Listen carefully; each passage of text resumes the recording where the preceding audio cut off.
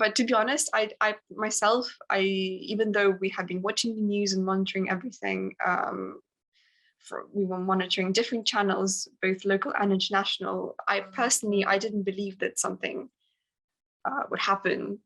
I was overly positive, and I think very many people were as well. And then on Thursday, I woke up to the sirens, and this was when I felt, this was probably the moment when I was most scared in my life.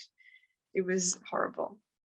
We're not too far away from the capital at the moment, and so we managed to make a little escape. And at the moment, we're still here, and we don't really know what we're going to do next, because for the past 2 days, there have been mass migration, if you can call that, to the borders, people escaping. There have been very, very long queues coming up to the border. One of my friends had to stand in this queue for 2 days. They were in the car, thankfully, but it was literally 48 hours or so before they actually passed the border. I think they were going to Poland. So it is difficult. And then yesterday and the day before, we had a prolonged curfew in Kyiv, so we couldn't actually go outside of the house where we're staying either.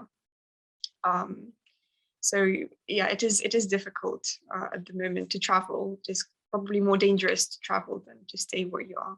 Just to monitor the situation, and if things will start to get worse, but it's just, the word worse, and what is good, what is bad, is quite relative at the moment. Everything seems quite horrible.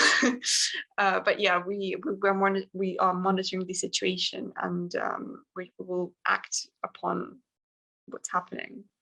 So I suppose on the very first day, it's been disbelief,